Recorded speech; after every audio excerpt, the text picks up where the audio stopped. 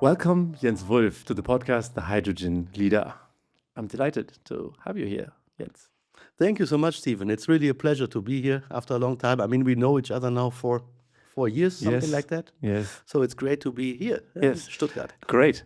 So, as you know, our leadership podcast here focuses on telling some of the untold stories behind the people, especially the leaders in the hydrogen economy, also learning a little bit about them, learning your growth hacks, and, telling us some of those things that actually brought things to where they are here. But I know you have a mission with Neumann Esser, and you are Absolutely. in a very important role there. But I want to start with you as a person. Can you tell us, Jens, who is Jens Wolf? That's a very good question, and it's also nice to start on this basically background level. Jens Wolf, he's a family man. He's a proud father of 4 kids, happily married, living in a small town near the Dutch border, and trying to lead an as much as normal life as possible with all the global traveling, which is accompanied with a job.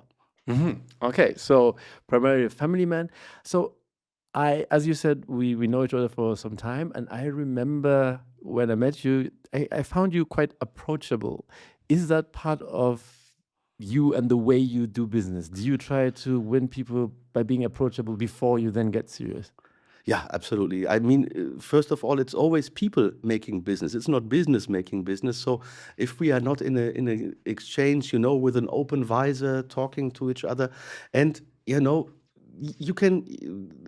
In my life, I had one of my bosses told me, "Look, you can be everything, but be accountable, and this is what you should be, and that's how I should basically also see it.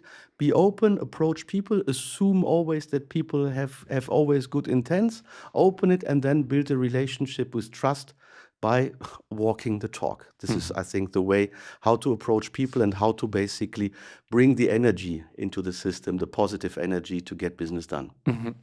I can share with you that after our first conversation, you told me, Stephen, I like what Highfinder does, but we have one problem.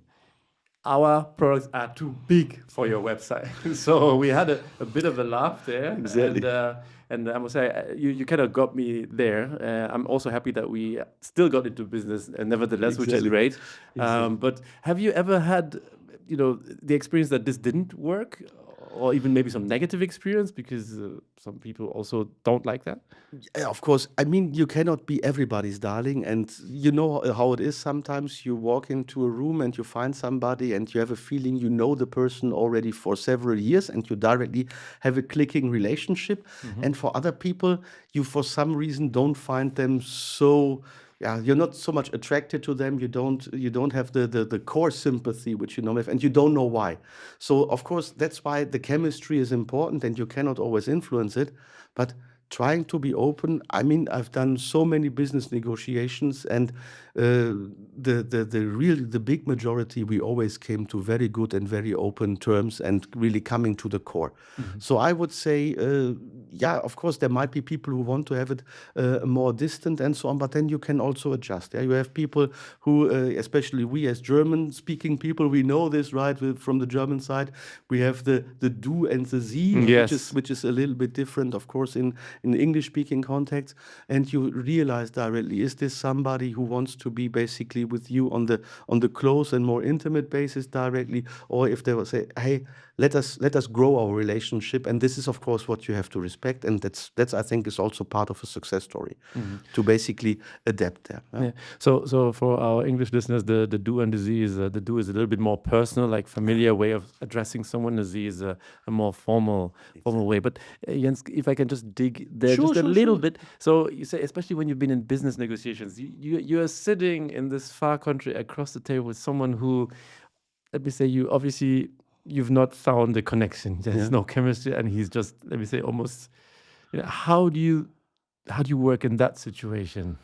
Yeah, I mean, then of course it can be when you're not able to develop this connection, it's also that very likely you will also not go further with the business. That can also happen. Okay. Yeah, and so from my point of view, in business, you cannot force stuff. Yeah? It has to work, because we are doing order-related business, contract-related business, so one-of-a-kind, tailor-made things. So basically, we have typical project times running for 2 years sometimes. Yeah. So it's like a marriage. A contract marriage, to put it Yes, like that. yes. And you have to really have the good chemistry and trust to work together. And if you're not able to basically go there, then it perhaps is also a sign that there's no real fit. But up to now, we had definitely more fits than non-fits. The non-fits. Okay. So in that kind of situation, you would also at some point need to summon the courage and say, okay, this is not working. Let's move on. I think let's be honest, it will automatically come, because then when you're in the contract negotiations, then you will not, both sides will very likely not move if you don't have the good chemistry in there. That will basically stop that very likely. Okay, cool. Yeah. So I mean, this shows a lot of experience. I think I also respect you as a person, because I know you've also moved around internationally a lot. And I know, or at least I understand, you recently got promoted at Neumann Esser. Yeah. And I want to understand two things. First of all, what is this, your new role? And secondly, why were you promoted? Is it because you met all the numbers? Or is it because the shareholders really, trust you or like what you're doing? Or is it because there are problems that only Jens can solve? First of all, I would say the promotion and the title, it is going basically along with the structural change we are having. So we are basically setting up the company now for the next basically milestones and the next big goals on our growth path. So that's why we are transforming ourselves to a more regionalized and C-level structure. We have been, as you know, Neumann Esser, we are a family-owned company. We are 200 years roughly old. I always joke, we are exactly as old as Belgium is. and that's basically, you see, we have a long heritage there in the industrial area. And this is one point. And then we said, okay, we have to organize ourselves into regions and into a C-level structure to basically do this. So my promotion, the title, this is something which is basically more, to put it like that we stuff like we did it, we now have formalized it more in a structure. So and I think the good thing is, yes, we were doing good numbers, and we were also, especially also from the family. I mean, that they trust me and also the other people in the C-level range. This is a thing which made me also personally very, very happy to see this trust. And the C, I don't believe in that. I don't believe in the lone hero riding into the sales sunset and being only him and Super Dave being able to pull that off. That's what I don't see. I think it's in our business, it's always so complex. We have team efforts, and it's more or less, if you have a team that trusts you and works together with you, then you can pull off good stuff. But it's nothing where they say, oh, there is just this special thing is only found in one person. I think so it's very situative, and it is also harvesting what you are putting in and what everybody in the team is putting in there. So can you just say, what is your title then now? It's called CEO for the European, Middle East and Africa plus India regions. So for these things. So I'm responsible for everything which has to do with our gas generation and compression business in these regions. Okay. So, and this is only hydrogen or also other kinds? Everything, all the gases we are doing. All the gases. So as you know, we come from the business, we come with this long heritage. We are building reciprocating, so piston compressors for far more than a century. So a lot of jobs done there. We have the oldest running hydrogen compressors from us are also almost 100 years old. So basically, they're still running. Did a lot of stuff. The one which I always have in mind, the compressor, 1937 installed, and it's still running after several modernizations. And the current operator is even thinking of basically converting it from being fed from a steam reformer to getting fed from an electrolyzer. All right. So that's really sustainable and long-lasting equipment. Okay.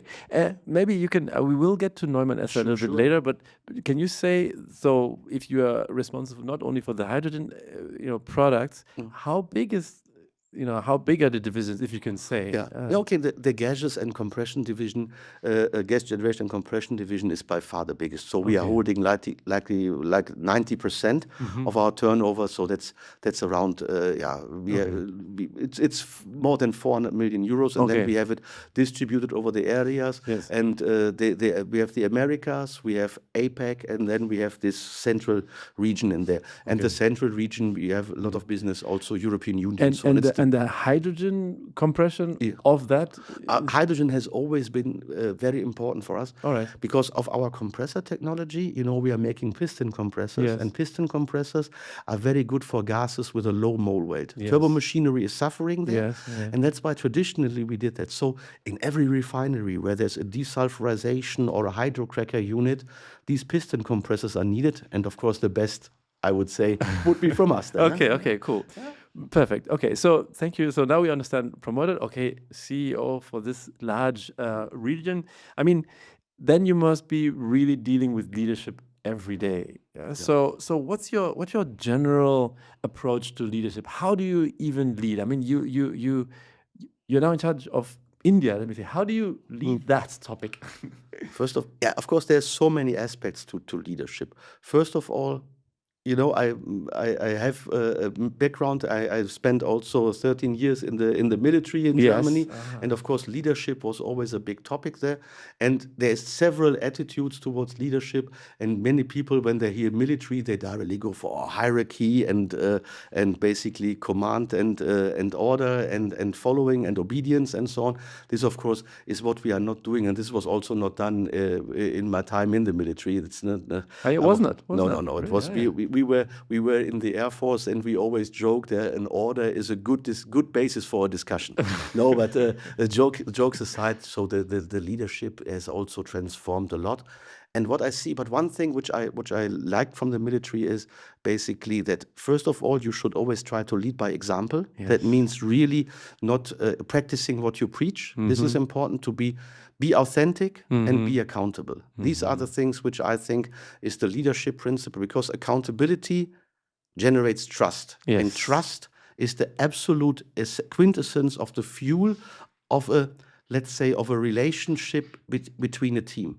If I don't trust anybody, I will be reluctant to open up myself. I will not share everything. Yes. Then you are keeping stuff behind, and then the performance drops, and it can really be destructive. So trust is, from my point of view, is the fuel, and trust is a scarce commodity, to put it like that. Yeah, you have to generate it yourself. Yeah. That also fits when we're talking later perhaps about hydrogen and synthesis and Yes, stuff yes, like that. yes. So trust is something where you have to pay into a bank account by actions, and it is very bad because with 2 or 3 bad actions, or even 1 bad action, Yeah, it you can be can completely destroyed. And that's why it is so important to work on that and do as you say, and not say do as I told you. So coming back to that practical example. So first of all, you would establish the trust of the people who work for you. Yes. In India or wherever the other region Exactly. is.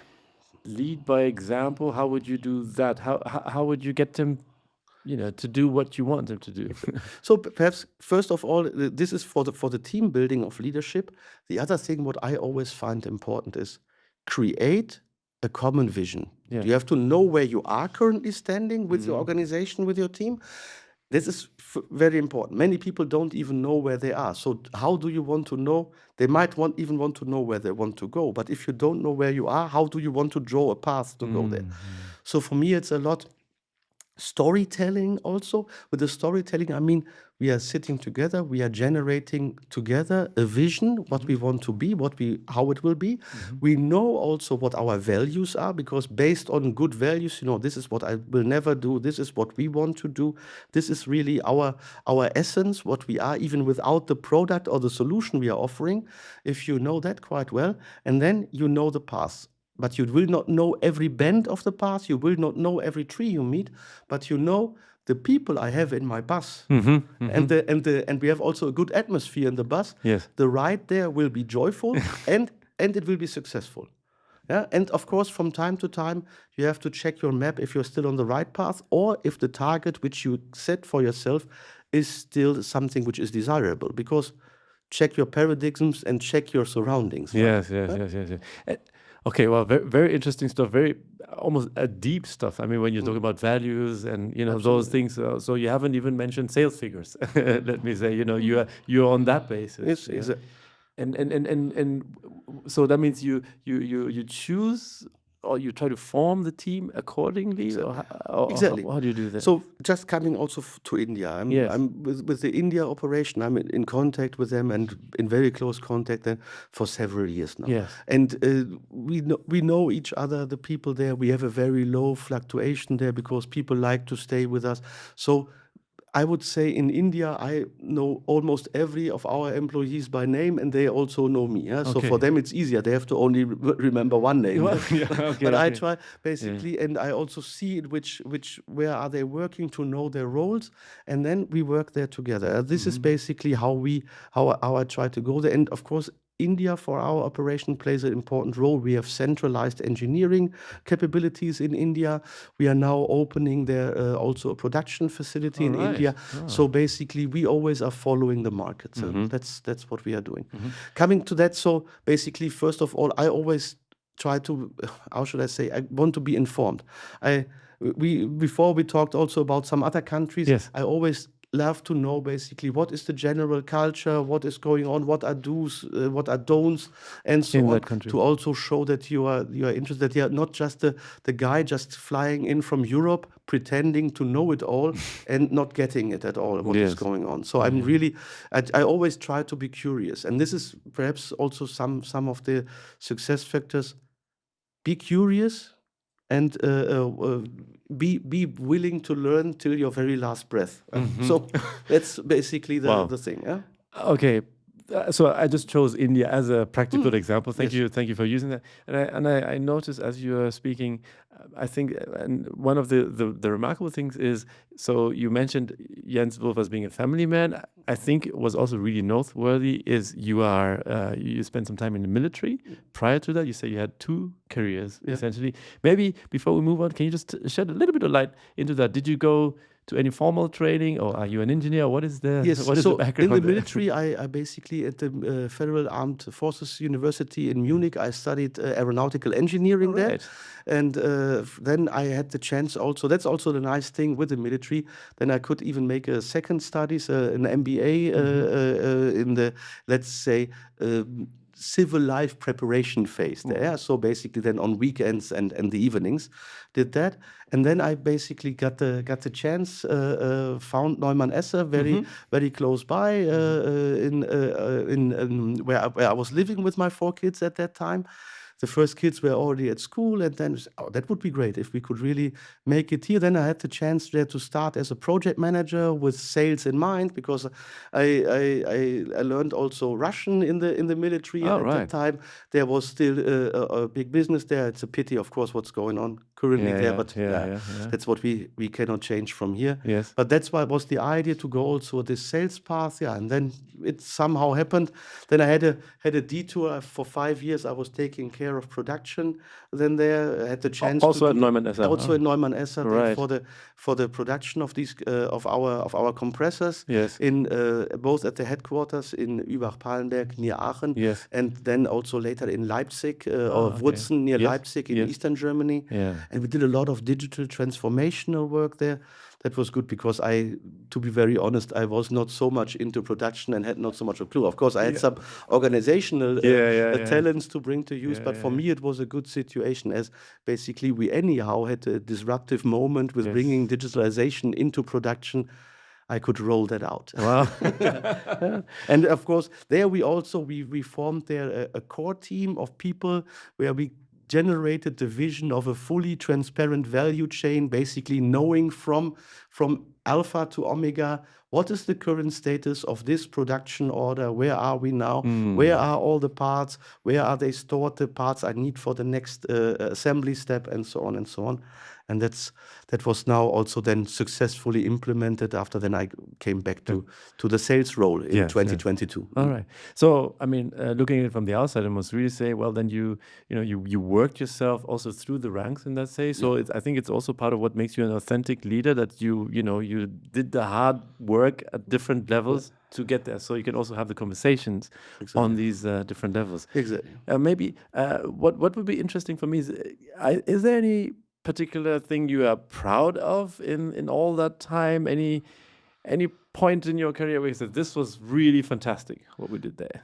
Yeah, I mean, there's so many great moments we had with the teams, and what I really say, where I also get watery eyes, is a little bit when I see that we worked all together on something and have a success. So for example, in the production times when we did this, when we really saw for the first time that our advanced planning and scheduling software showed and predicted and was on track with how it should look like. Yes, It is yes. basically when you work a lot of this tedious work, making the model of your production, Yeah. and so on. Everybody is contributing to that. People are convincing skeptics internally. That's really nice to see. Then perhaps from a outside business side, when we won a nice 10 megawatt electrolyzer plus trailer filling compressor storage solution after, let's say the project started, when we just want to say it, in 2018, we started working on that by basically writing something. Yes, we, Neumann Esser, are willing to support you here for this project and so on. When you are applying for funding, then the funding was not granted. And then the people, they wanted to make this job, then the big companies who said, yes, we will support you, they jumped off. And then they said, hey, you just bought 2 years ago, you bought this electrolyzer startup company in Brazil. Do you now regard yourself to be fit to fulfill the job? And then we made this, the people trusted in us, and now we are, the stuff is now brought on site. That's why I'm also sitting a little bit with fingers crossed and slightly sweaty palms. Yeah. So that's where we're good. It's a 10 megawatt project, 10 megawatt, 10 electrolyzers, 2 5 megawatt containers. All right, Yeah. right. Well, bringing that to fruition is Exactly a happy super moment. rewarding. Okay. And Yeah. also seeing the team that they picked up the ball and having the compressors in there, then we could even, that was really nice also from that customer. We said, look, we also have a new compressor, let's say technology, 500 bar plus dry running piston compressor for the future, for higher capacities, higher flow rates. Do you want, we would basically, shall we work together on that? Because you might later on also use this for your other project. And they said yes, and so we worked together on that. So we're also using this not only as an industrial project, but we have a, let's say, final last mile proof of concept directly in front of our house door. Okay, nice. Wonderful, wonderful, wonderful. I mean, Jens, so this, you, like when you say you have a long time to work on projects, I mean, this must be, you must also kind of hold your team together in that sense, and I would assume that you also need to motivate people, like even though maybe we're struggling with the one, go for the other, like really push themselves. How do you motivate people? Yeah, the first thing is, of course, this is in general, keep people informed. Know why we are doing this. Tell them also where do we want to go, and also why do we want to go? Because if you don't grow, if you don't develop a company, you're getting overtaken very fast, and then you become redundant, and this is not good. So basically, people should know that we constantly must work on ourselves, that we want to go there. Then, of course, for us, when we started this journey, we said, okay, we want to go a clear growth path. So we took a lot of orders, and people worked really hard on that. And I really have to say, they did a tremendous job. Basically, we built up the team. We put in a new product with the electrolyzers in there. We had to train people. It's basically like changing the wheels of the locomotive when it's running. Or for the piston compressor guys, changing the piston rings on a running compressor. Oh my God. It's almost, it is impossible. Okay, but of course, there were also some scratches. And then the leadership role comes in. Then you are there and you take some on the chin for the team, also from the customer, who might then sometimes not be so happy, because when So you are taking some of the growing, blame, you mean? exactly, Yeah, yeah, okay, exactly. okay. Then you really have to take the blame and also say that, look, we are working on this. I'm getting new resources in. Our people are getting more and more familiar. Please bear with us. It will be good, and so on. And this is also how we did it. And yes, there is sometimes some scratches on Yeah, on the paint of the new car. Yeah. But in the end of the day, we made it very well, and I'm really happy that we can say, for example, for the Neumann SR Deutschland company, so the German part, we really tripled our orders received and also the corresponding then orders invoiced. Okay. So that's Wow. just to mention the numbers once. Then yeah, it's yeah, okay. yeah. So that was really a nice path, and it would not have been possible with people really going their extra miles. And Yeah, that's why the motivation is so It's so important. yeah. Okay, so I mean, all of this. I mean, so congratulations to that, and I think that's really great. At the same time, I mean, having been through this, at least parts of such a process myself, this still requires tough decisions from time to time. Yeah. So how do you handle that? I mean, you may have to put in another project manager Yes. or something like that. How do you do that? I mean, this is something.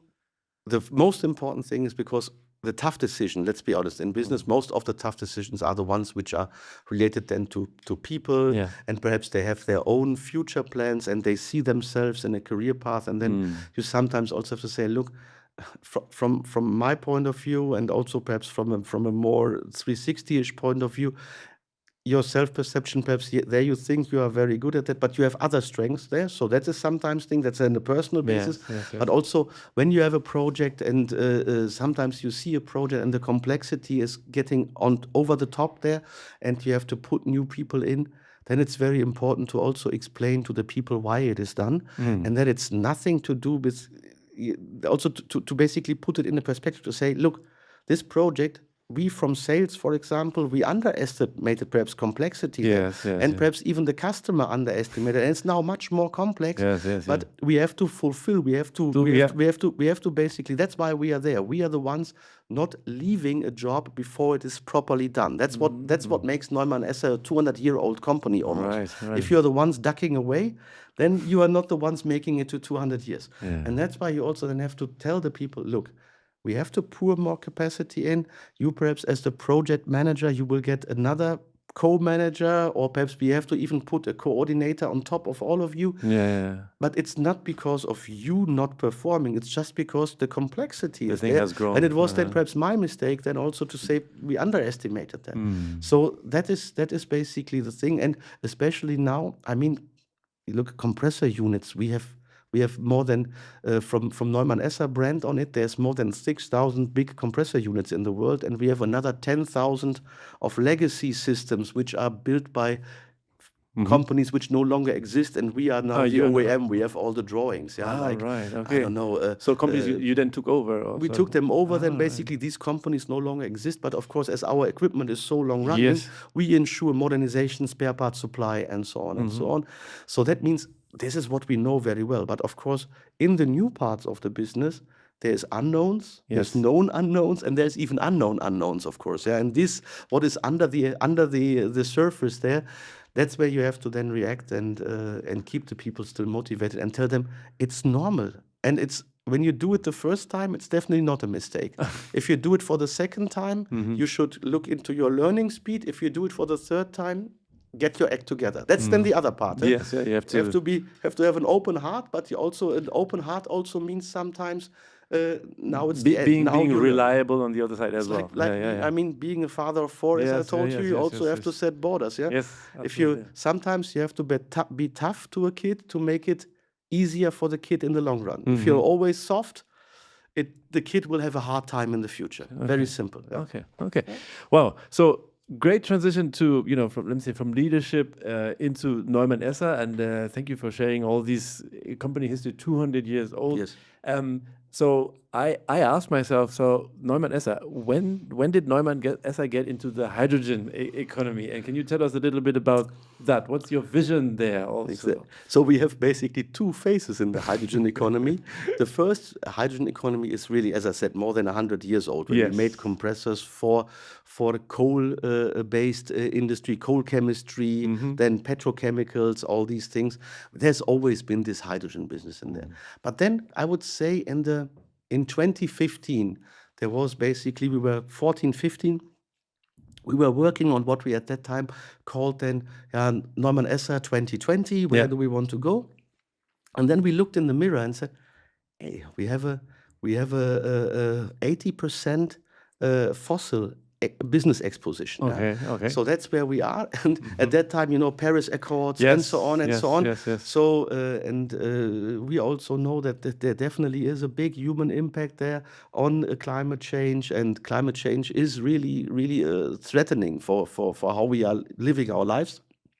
So we said, okay, what can we do? We had biomethane already developed for quite a while. So that was the green gases business. And we knew, hey, if hydrogen is a cornerstone of the energy transition as a basically a scalable storage, as a transportation vector, as a volatility buffer, all these things, then basically with our compressor business, we will profit from that. And so we drew up the entire value chain, and we saw basically, like I'm always joking, how all along the watchtower, no, all along the value chain, to have Jimi Hendrix in the game, that we said, look, this is where we are already active, from basically, not from alpha to omega, but I would say from beta to omicron, perhaps. We were active with our compressors. And then we got the chance basically during the COVID times already, that basically we were offered these the electrolyzer businesses and looked into that. And then the good thing was basically that we had all these things already in mind. And so for us, it was a no-brainer. I said, of course, hey, if we can go there and say, yes, we are not only compressing, but we're also generating. All right. And then basically we looked also into it because we had already built a lot of compressors also in the last decades, several decades after electrolyzers. Electrolyzers are not newer; they were also since the 1920s. They look at companies Nel, Ude, and so on. And for them, we had this very often, and we knew, okay. There is then these atmospheric electrolyzers, and they need a lot of compressor stages. It's rather complex.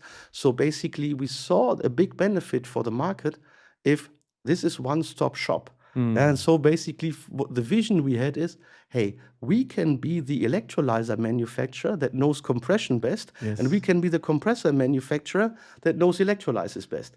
So from the side there, so that's basically how we work together, because these systems, they are Siamese twins. Yes. Look at all the applications. When can you use hydrogen without compressing it? Almost never. If you want to store it, transport it, convert it, if you want to put it, perhaps even for hydrogen derivatives, liquefy it, it always needs to be pre-compressed. And this is basically, we said, okay, having these Siamese twins then in our house, in one house as a one-stop shop, that should be a great benefit to our clients. That's how we basically embarked on that one, and we are really grateful that I mean, it's different thing. We are a family-owned business, so all the money we put into new businesses, we have earned that before with blood, sweat, toil, and tears to go in there. It's not like when you are a stock market company, and especially with these startups, when they do these super fast IPOs sometimes, and this is an effect we are currently seeing, you get a little bit figure dizzy, and they're burning cash like hell, and then we are basically at the old Monty Python adage, you came from nothing, you leave with nothing. What have you lost? Nothing. But for us, we know what we have put in there, and we have something to lose, and that's why we feel ourselves very much committed to bringing stuff to the positive end. Okay. Wow, that's very interesting that you actually went through this process of looking at the whole map, and then that was the acquisition of the Brazilian Hytron. Hytron. And that's how your electrolyzer business came in. Okay. And I need to ask one engineering question. So you said those the generation and the compressor are like Siamese twins, the electrolyzer. Can you just give us one or two sentences to explain it? Is it that the bigger the one, the smaller the other, or how does that work? Absolutely. And when you basically go there and then you see, let's assume we have a quick case. Yes. We want to push hydrogen into a pipeline, Yes. into the hydrogen backbone. We are all Yes. looking forward very much to the hydrogen Yes. backbone. Yeah, 10,000 Finally, a kilometers, secured yeah. offtake somewhere, and we're working on this. It's a Yeah. good way. So we want to go to roughly 80 bar. Yeah. And if I want to go to 80 bar from an atmospheric electrolyzer, I Yes. need 5 compressor stages. Okay, So keep going up. like a project we are currently working on, an order we are currently working on, there was an atmospheric electrolyzer selected.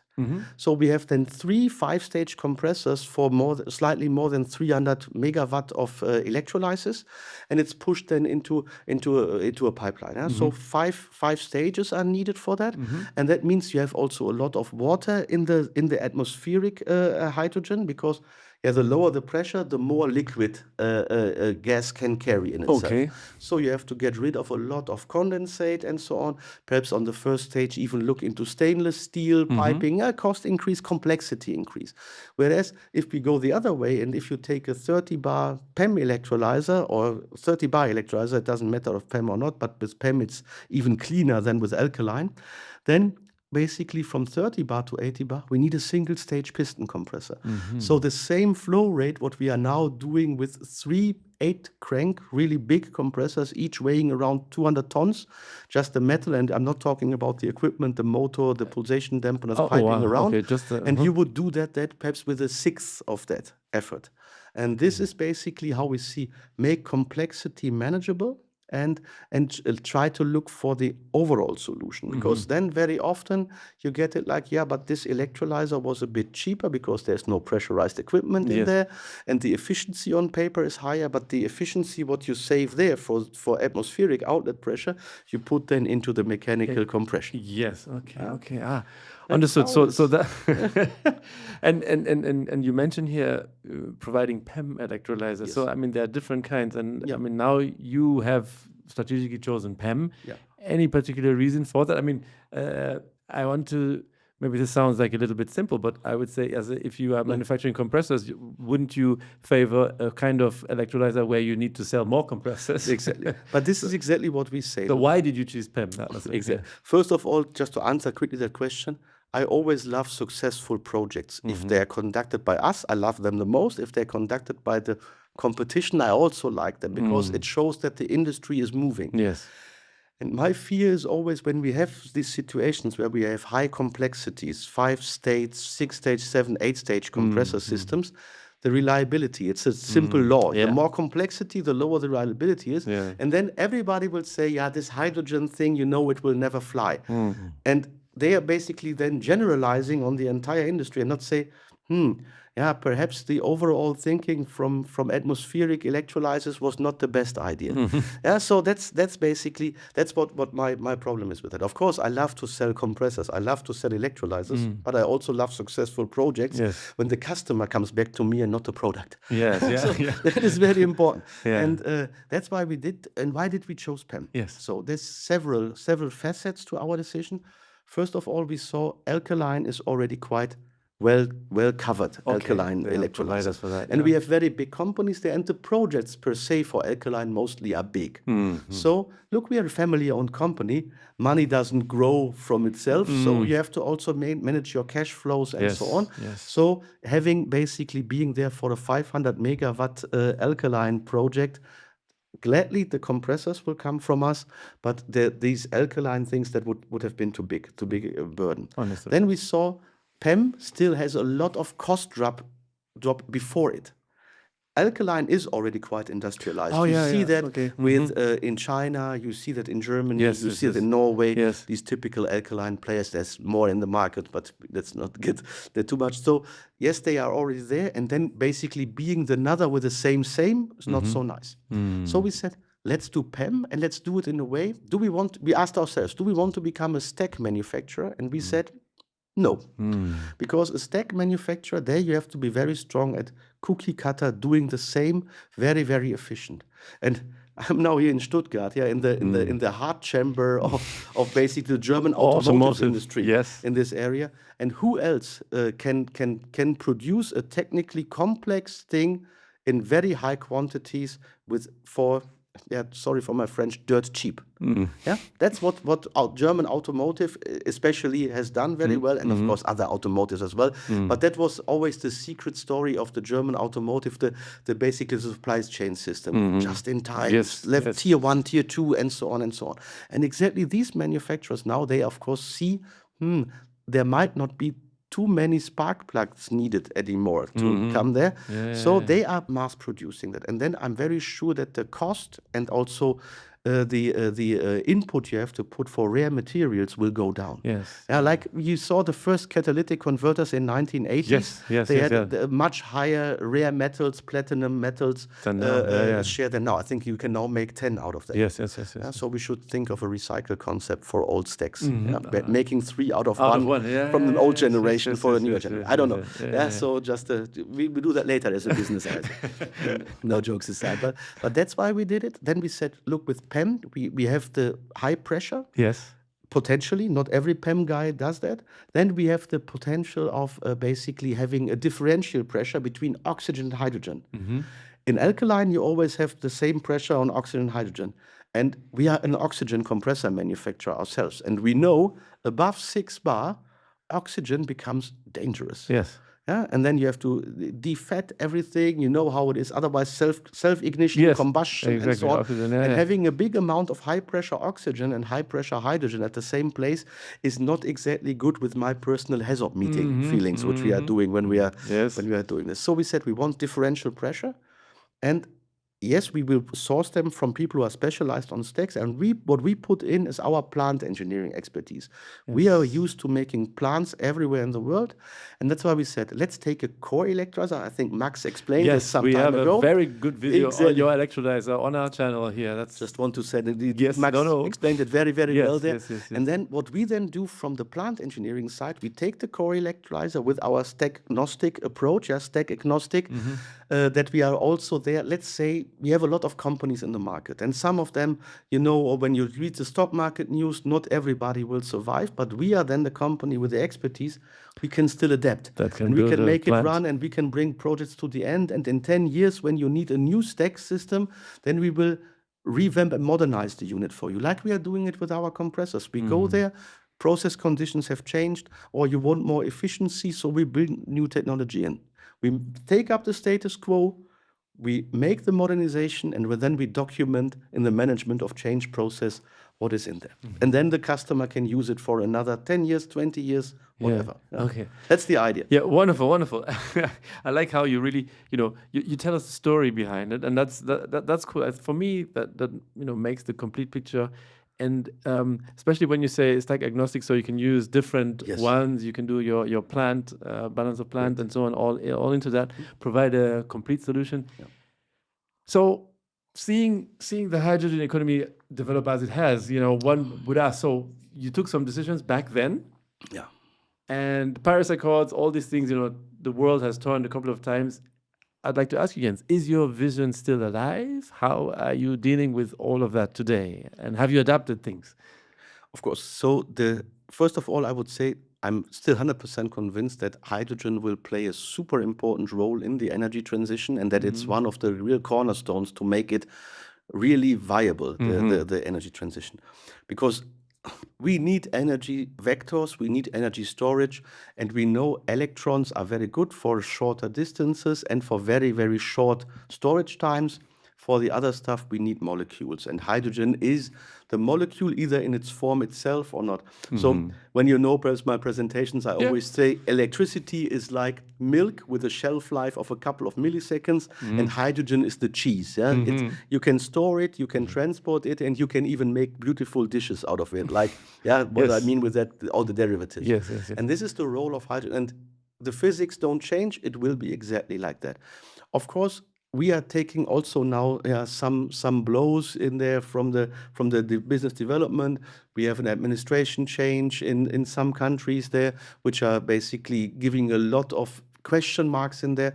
But just to come to an obvious elephant in the room, we also see that in the traditional oil and gas business. We are both active in both parts of the business. Yes. And for example, just to come to this discussion, all the customs discussions we have, how many percentages to whom and on what, and who has to pay. Yeah, we even had pensions in the game, if you remember, paying taxes. So, but what I mean is basically there's so much tax and customs craziness currently going on that nobody wants to make a investment decision of many people. And I see it both in the hydrogen world, but I also see it in the traditional oil and gas world, because if you want to revamp or expand a refinery, for example, in the US, you would still have to buy equipment from all over the world. And the customs are paid by the user and not by somebody else. So somehow it has to be financed. And that's why we see, for example, when we look in the markets, we see really a lot of insecurity, and basically people don't want to invest. Projects are postponed and so on and so on. The good thing is, just to come to a positive thing for that, is also currently also we see that Germany seems to be taking back also the motor role of pushing it forward. Now finally we are getting a lot of clarity into stuff. It's small things like that you are now allowed to transport a hydrogen trailer by driving it with a hydrogen-driven truck. That you, in the past, you remember, you needed to have a diesel truck to drive a hydrogen trailer. These things are there. Then we have the clear decision on the hydrogen backbone. We know that there is people. We have the H2 Global Foundation, where we are trying to enable an import market structure as well. Because we know we need domestic and we will need import. Both of it will be needed. So there we see basically that in the past, in the last years of the previous administration here, there was a lot of discussions and nobody could move forward. It was a bit in the trenches. And now we see basically also with the new Minister of Economy. Basically, she was even the head of the National Hydrogen Council. There, she knows that very well, and I think she's taking a good balanced way between fossil path to the transition and being basically technology and not ideology. And that's the important thing. We need both. We need all colors of hydrogen. We need also all things for the energy transition: electrons, batteries, hydrogen, ammonia, synfuels, and other green gases also. So Jens, actually, you've touched 2 or 3 topics which I want to dig in more. I also want to talk about the administration and that. But before we do that, I really like what you said about people talking about ups and downs in the hydrogen economy. I mean, you're privileged to let me say manage an area which has both, so oil and gas. And you say you're seeing on the oil and gas side as well. So this is not unique to hydrogen. Exactly. And I mean, you being in the business for a while, so would you be optimistic in saying, these are normal cycles, they come and go, and then the next one will come again? So just what's your, when you are trying to navigate this thing ahead now, what your thoughts there? I mean, models, of course, are always there to basically help us understand and get the clear picture. But with the Gartner hype cycle, and this is where we exactly are. But I think we are now through the valley, and we are now on the path to enlightenment, as they would say there. And you know how it is. It's with all technologies. When new technology comes, people always overestimate the short-term effect and underestimate the long-term effect. We will have the same with artificial intelligence. When you talk to people, this will in the future will all be done by AI, everything. Or very soon will be done by AI. And then you see, it's more complex, and not every result you get from AI is so great. So you also have to know what you're doing. Then there will also be some, let's say, people will get sobered up a little bit, and then you will see, these are the true paths. And then AI, hydrogen, batteries, catalysts. These are the big mega factors for the future. So, and they are even interconnected. When you take a look at AI will need huge data centers. These huge data centers, they need a lot of energy. And they will very likely be running on wind and solar island solutions. And when you take a look at the big data center, we're talking about not only 10, but they have 100, perhaps 200 megawatt of power consumption. And to run them on on a grid, because you cannot just put them everywhere. Our electric grids everywhere in the world are already now overloaded. So you will build island solutions, and then hydrogen is the perfect storage, because batteries play a role for short-term storage, but if you really want to keep them running for 8 hours, 70 hours, whatever, with even with emergency power and so on, then this is the real way. And of course, let's also be honest, I think, and this is when I'm sometimes shocked when there were the first things about peace talks, that some politicians wanted to talk about reopening Nord Stream 2 already. I say, look, we should have learned our lesson that we need an independence in our energy supply, because energy is that's the blackmail leverage every autocracy can have over us. Yes. And the good thing is that sun and wind are much more evenly distributed over our beautiful planet than oil and gas are. So I would say the autocracy index of oil and gas is much higher than that of sun and wind. Yeah. And that's what we have to use for us to go for these points. Yeah. Okay.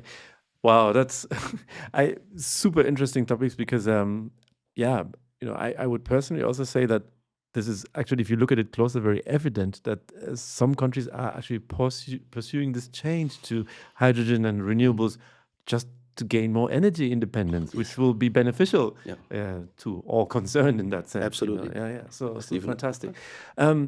Just one more point on the, let me say, Neumann Esser and its business side. So we've talked about your business in the oil and gas and in the hydrogen, super interested in compression, electrolyzers.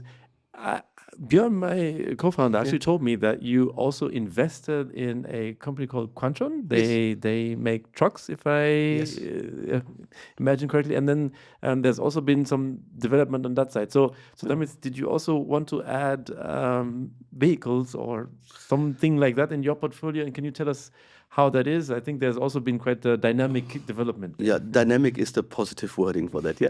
So of course. Yeah. So basically, in 2022, we sat together with a team Quantron. They're located here in Augsburg. Yes. It was basically from the Haller company. They were making trucks, and they are still making trucks. And they had the clear thing: look, we only want to do zero emission mobility, only batteries and hydrogen, which was exactly our cup of tea. Yes. And we said, look, our compressor systems are perfectly suited for building the fuel stations of the future. And I was not talking about the H2 mobility fuel station at that time, which had 100 kilogram, 200 kilogram per day. No, we feel ourselves the most comfy 1 ton, 2 tons, 5 tons, perhaps even later for a big mobility hub, even 50 tons per day of hydrogen from one of our fuel station systems. Yes. Because our compressors, as you know, you can get them from a few kilowatts to several megawatt drive power. Yes. To get a feeling, the biggest compressor we will have in a hydrogen pipeline, from, let's say, pipeline booster compressor from 40 to 80 bar, it can transport with one compressor 80 tons of hydrogen per hour, which is the equivalent of 4 gigawatt electrolysis for one. You only need one compressor, just to get a feeling. How big is this machine? This is then, from the footprint, they are roughly with the whole plant, the motor, cooler, 30 by 30. That's what it is. And 8 meters roughly high. And that's why we said, look, and when we push this, then we will have our game, our hair and skin in the game, and we will be on top of things what's going on in mobility. So we said that might be a good thing. Then we had with Quantron together the concept.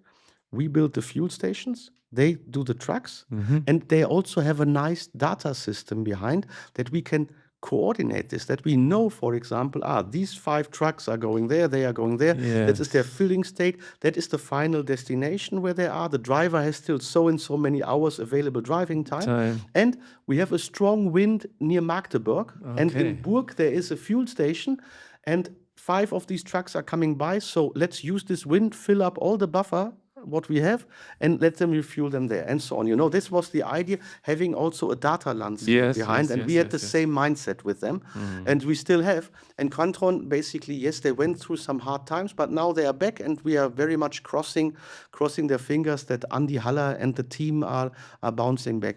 For them, of course, you don't make every decision right, and it's also sometimes hard to estimate how much cash you have to have and the cash flow to finance your working capital and so on. That's the one thing. But the other thing, which of course was very harmful, if you remember that basically 1.5 years ago, all the projects for H2 mobility, Yes. which were not already positively funded, were put on hold when we had these Oh, things yes. going on. You remember? I Yes, don't yes. want to go too much into detail. No, there was But a- that was definitely, that I would didn't help. say, out of the nails which were put in that coffin of that original start of the company there, a lot of nails came from that From side. that, okay. Yeah. Well, I must also say, and this closes the circle again, we had Klaus Bonhoff on this very Exactly. podcast, also telling us about that and Yeah. clarifying what the exact situation Yeah. was. And wow.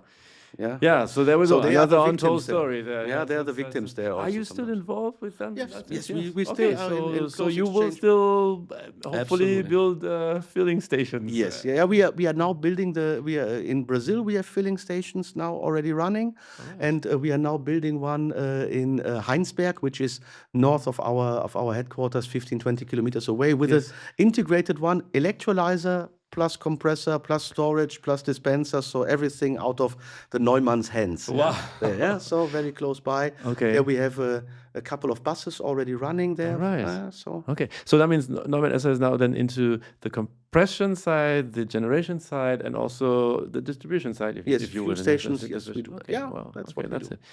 Wonderful. Okay, so now just coming back, and we talked about the nails and the coffin and all the things that happened there. Let's go back to the energy minister. Yes. We have a new administration in Yes. Germany. Katharina Reiche. You said she was in the hydrogen council, if you want to say, for just this is Germany we're talking about now. Yes. Obviously, considerable force in Europe as well. So if you had a meeting with her and you would ask her for something, or maybe request, what would be your request to her? What should she do that would get us into a better spot? So the good thing is we also already had common meetings. All and, right. and basically our positions. So what we are thinking is not so far apart. So for Germany, I would say the most important thing is we need to make sure that the projects we are generating are getting a secured offtake, because that's what is basically clear. If you want a successful hydrogen project, you need basically two things for green hydrogen. You need cheap electrons, and you need somebody whom you can rely on that he will buy the hydrogen from you. And we see most of the projects currently are in the crisis because looking for offtake, looking for offtake, What looking will for the offtake. minister do? She's going to buy it from you then? No, but I would say if we start, for example, to open our natural gas pipelines Yes. and make the injection possible, then everybody at least has a fallback position. Look, I will try to get a better customer here in my region, but if anything goes wrong, I can still inject into the pipeline. So Okay. at least for those projects which are near to a pipeline, and we are almost everywhere. It's not so far in Germany to go to a pipeline. Near to a gas pipeline, natural Okay, gas pipeline, yeah. Okay, so the minister could open the gas pipelines for injection of hydrogen. Exactly. That we as well. basically get some security there, and then say, look, you get at least, I don't know, the heating value or whatever, or some, and also then the what is it called, climate gas, the greenhouse gas quota on it, exactly. That Okay. you say, look, what you are saving in the mix with the hydrogen, you also get reimbursed on the saved CO2. That basically Okay. could be as a baseline, still motivating people to look for other customers, because you also know if you're making the hammock too comfy, nobody gets out exactly, of it. get right? out of it. Exactly. So That's the thing. that's why but at least get a base offtake minimum that projects can become bankable. Yes. And this is the thing, the banks are looking into that. And talking about bankable, I'm also traveling a lot. Just Yes. last week I was in Namibia, Yes. there, and before that week in India, and all these projects there. Especially, let's take a look at Namibia. And Yes. Namibia is a beautiful country, blessed with sun and wind. Yes. And but it has several disadvantages. It doesn't have an oil and gas industry Yes. developed. And having an oil and gas industry is a perfect prerequisite for green hydrogen, because almost all the skill sets you have in that you like can directly use. Build pipelines. Build pipelines, drill operate plants, yeah, operate a explosive port. equipment, explosive gases handling equipment, having an export port. Then you don't have a local offtake there, because there is no big agricultural company to say, hey, we start with an ammonia project for 5 megawatt as a distribution distribution, and then we do 100 megawatt. No, from 5, then you directly have to go to gigawatt scale. So what is there? We need to have financing done, because you know it very well how hard it is to get and what interest rates to pay on average, especially in Africa, if you go to a bank. Yeah, just talking about Nigeria. Yes, Oh, we yes. have only 27% interest rate of you and some other fees.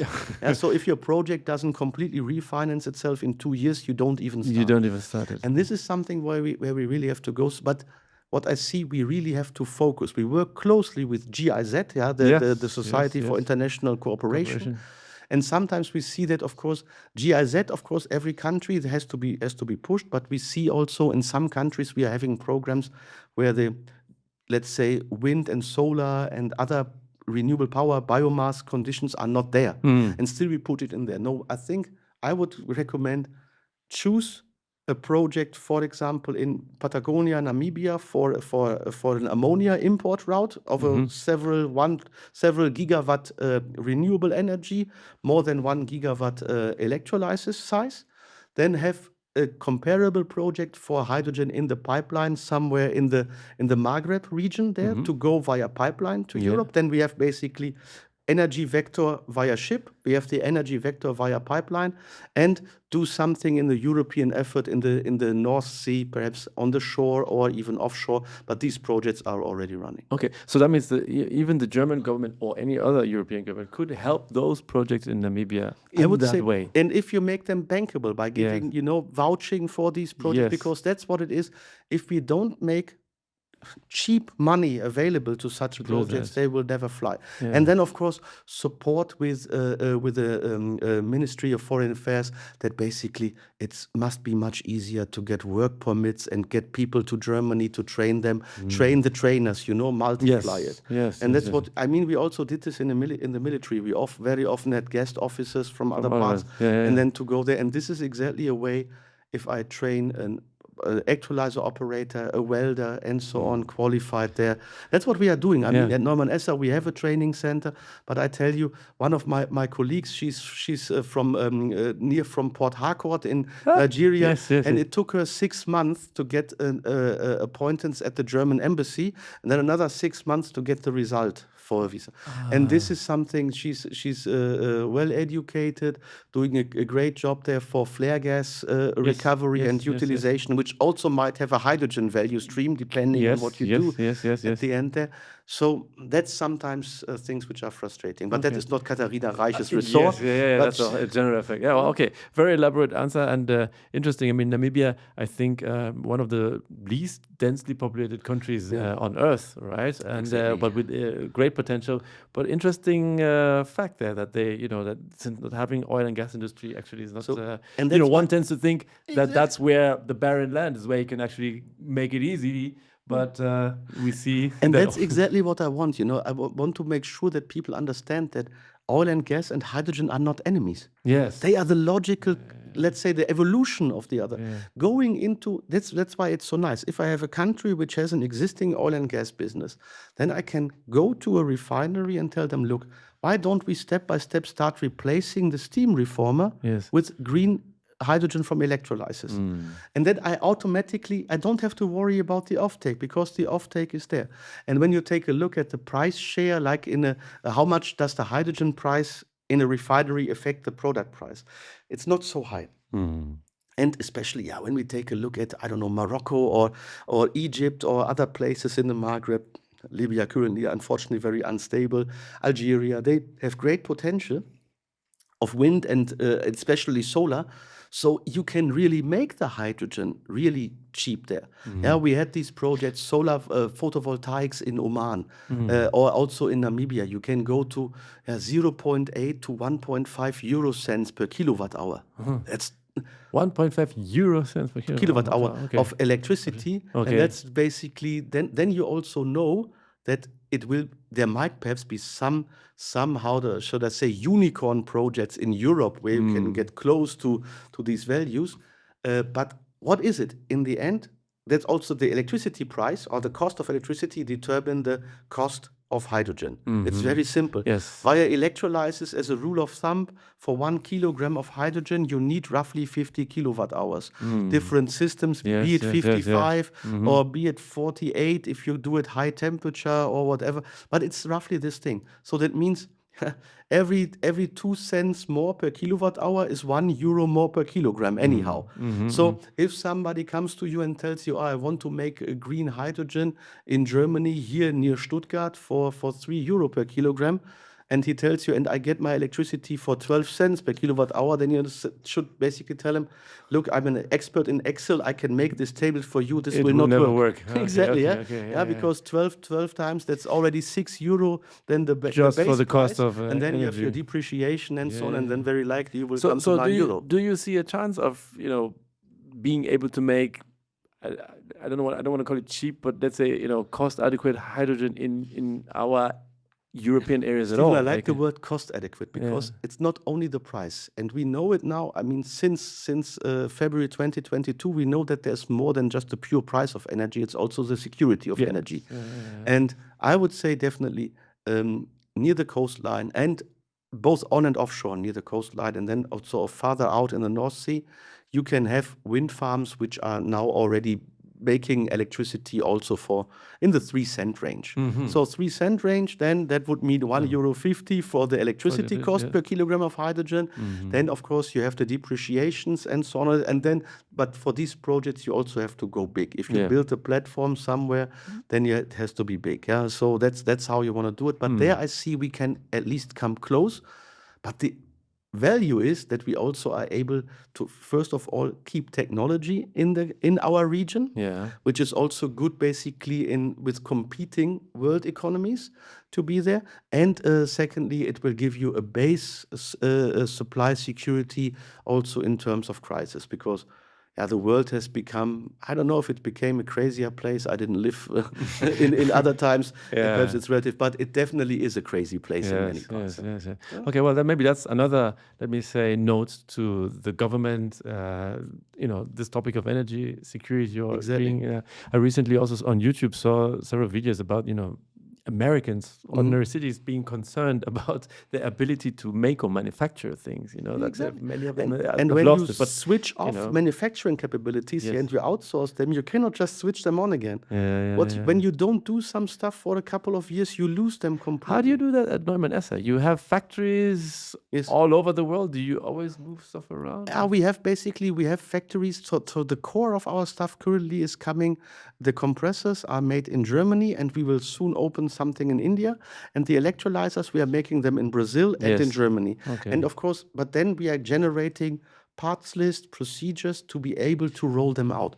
Traditionally, we have always followed the markets. I always have this example. We went to Thailand in the 1990s with 2 service guys, and then we saw there's a good market there in the Southeast Asia region, and now we are 100 people there, and out of the 100 people, I think more than 90 are Thais. We have 1 German, 1 Italian there, but that's basically how it is run. And that was always our philosophy. Proximity to customers, because not be the armchair general, be there and know what's going on there. That's very important. Speaking of being there, know what's going on. I mean, I know you've been around and are in charge of this areas which we talked about earlier. Please, let's just zoom out a little bit more and look at the global hydrogen economy again. So we've talked about the German government and what they should do and this and that and that. Just share your views. I mean, you sit on a lot of planes. When you sit up there, exactly. What's your view on the global hydrogen economy? First of all, one thing is important. It's round. For all those not believing it. So it's very round. And but the other thing, what I see is basically, when we perhaps go step a little bit through the regions. From what I see myself, we see very good activities in Southern America, so Latin America. Chile, we are executing projects right now there. In Argentina, we are in very close talks. Brazil itself is perfectly suited. Brazil is nice.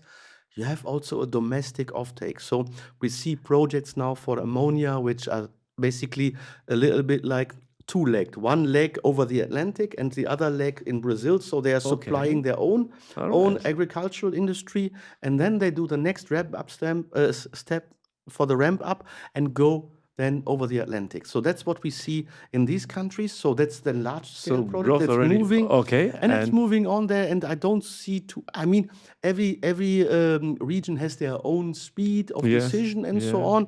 yeah. But it is definitely going forward there. Okay. And we also see other kinds of hydrogen, especially in Brazil.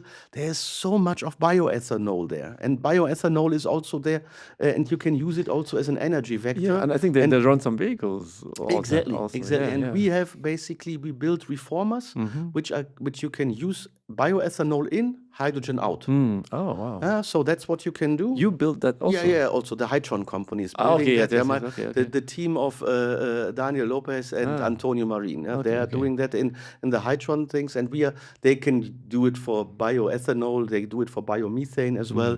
And then we have even an application where in some steelworks they are using it now for the tests, the hydrogen to basically for the reduction process. Okay, That's so what Southern America it's steaming moving. on, I would say. Yeah? Exactly. It's Yeah. moving on.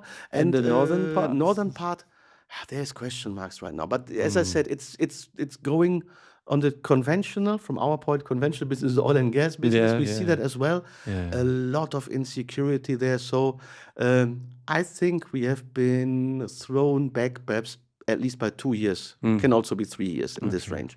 We have projects there. We are now installing an electrolyzer there with some compression technology as well. We see also Synfuels projects.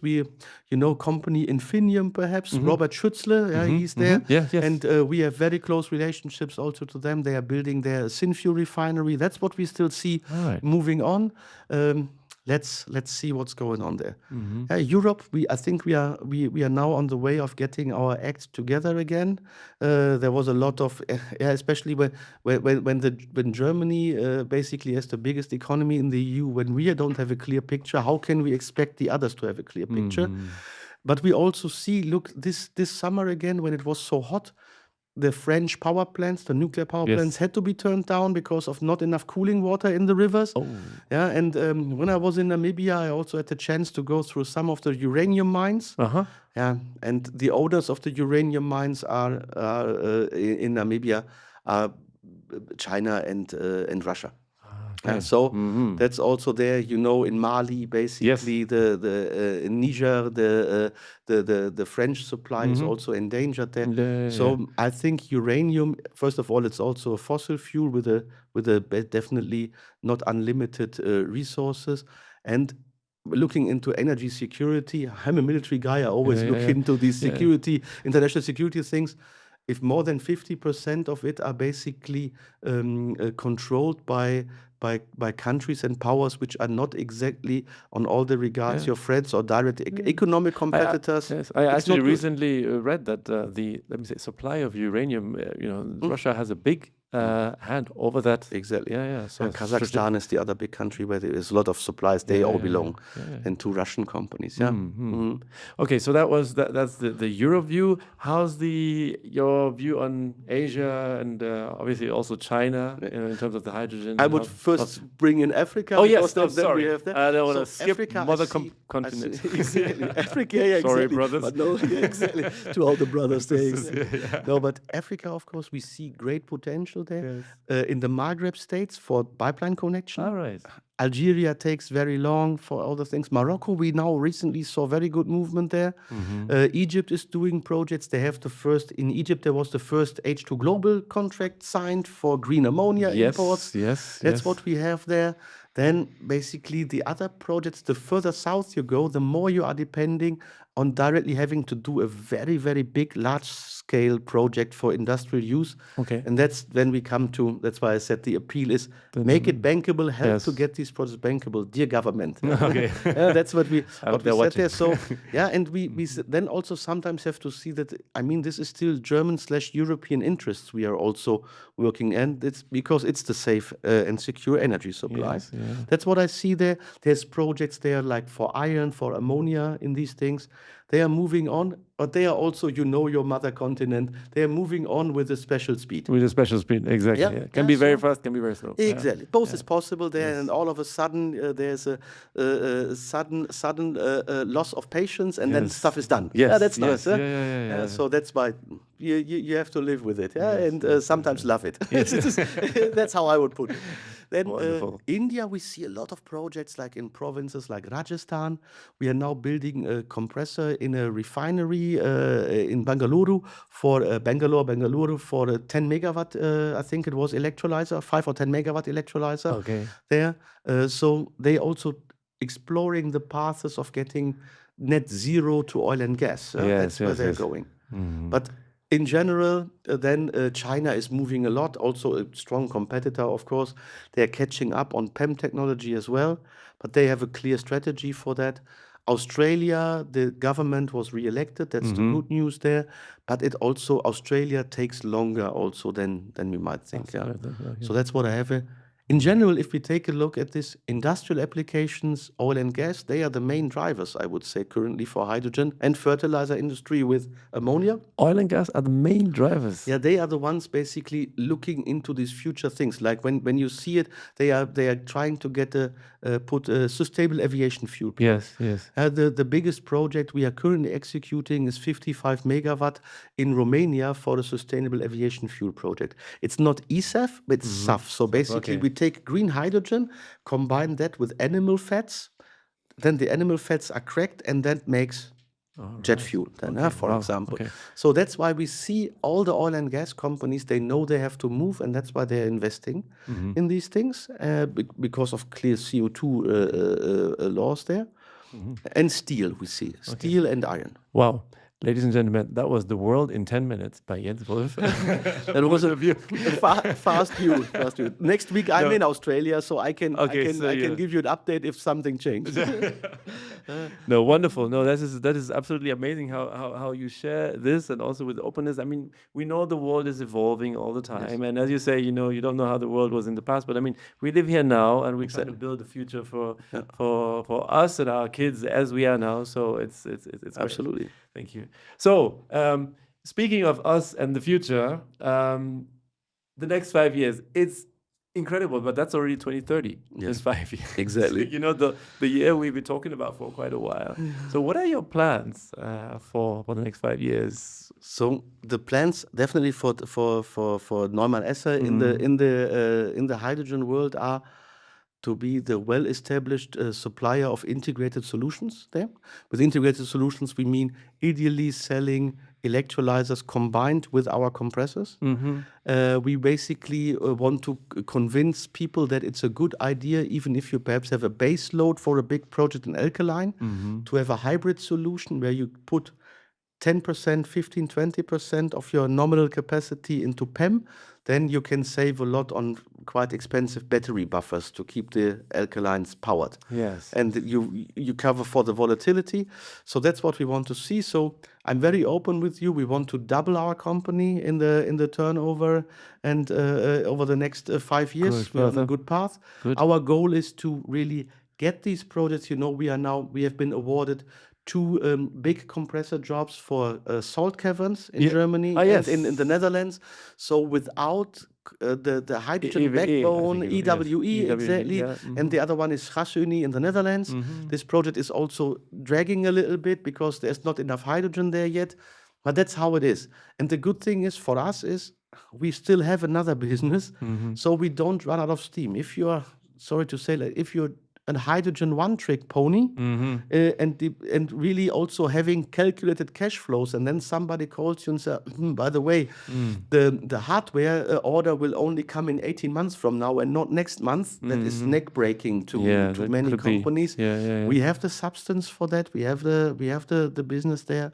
We also see basically, look, the sectors, hydrogen, oil and gas, I foresee that they will much more be. There will not be different sectors anymore because it's a logical consequence that the hydrogen part will go into the chemical industry, into the petrochemical industry. We will have, let's say, synthetic refineries more and more in the future, for example. And these are the things what we have to look at. And that's where we want to go. Okay, well, that's fantastic, with big growth plans. So would you say, with all its ups and downs, the hydrogen economy is still an interesting place to work?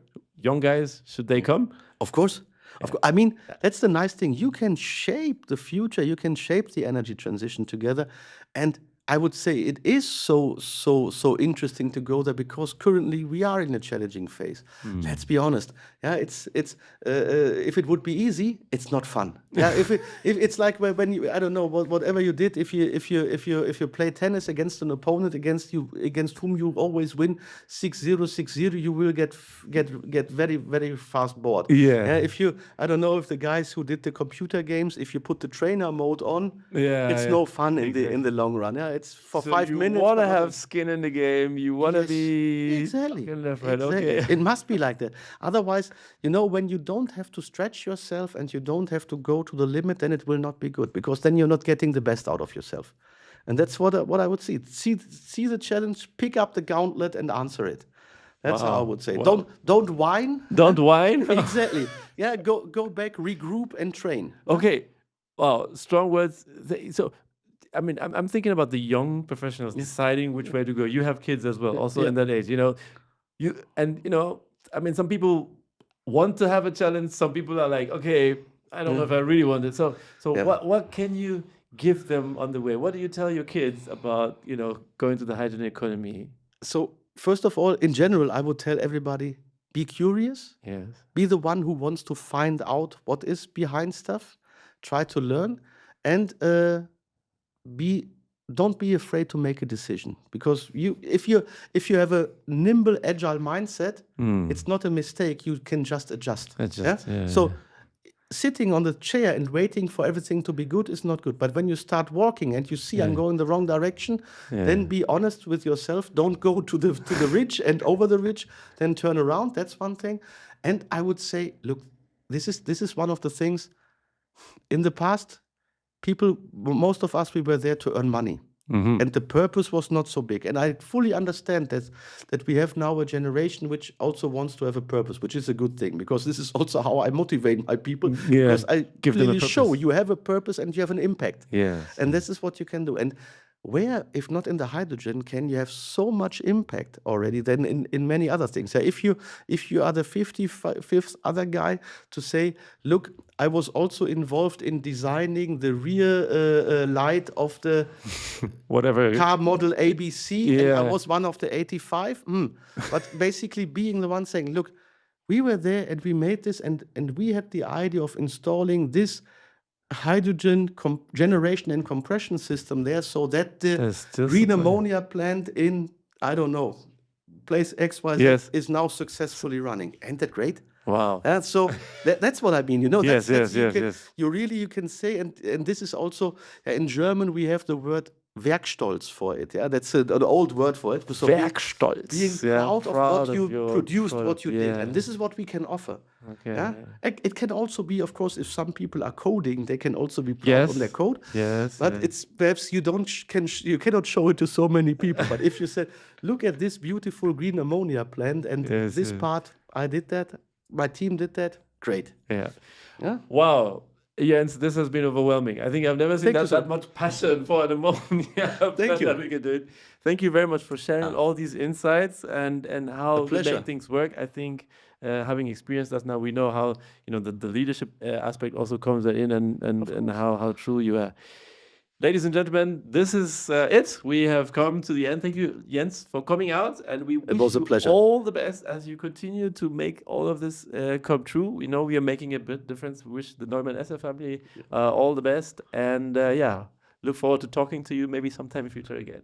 That's great. Thank you so much, Stephen. Thank you, Jens. Thank you. Bye. Thanks. Thanks for Bye-bye. watching. Thank you.